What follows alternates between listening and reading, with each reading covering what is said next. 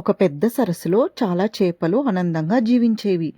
వాటిలో ఒక బంగారు చేప చాలా చురుగ్గా ఉండేది. ఆ చేపకి ముత్యాల వంటి కళ్ళున్నాయి.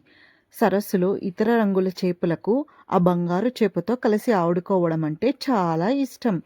ఒకరోజు సరస్సులోకి ఒక మత్స్యకారుడు వల వేశాడు. చేపలు భయంతో ఎటుపోవాలో అని ఆలోచిస్తున్నాయి. కానీ అప్పుడు బంగారు చేప ధైర్యంగా మనమంతా కలిసి ఒకే దిశగా ఈదితే వల నుండి బయటపడగలం అన్నది.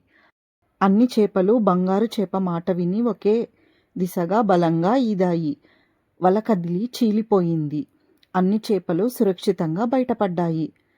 అప్పుడు బంగారు చేప తెలివిని, ధైర్యాన్ని మిగిలిన చేపలు ప్రశంసించాయి. ఆ రోజు నుండి సరస్సులోని చేపలు ఏ ప్రమాదం వచ్చినా కలిసికట్టుగా ఎదుర్కోవాలని నిర్ణయించుకున్నాయి. ఐకమత్యం ఉంటే ఏ సమస్య అయినా అధిగమించవచ్చు.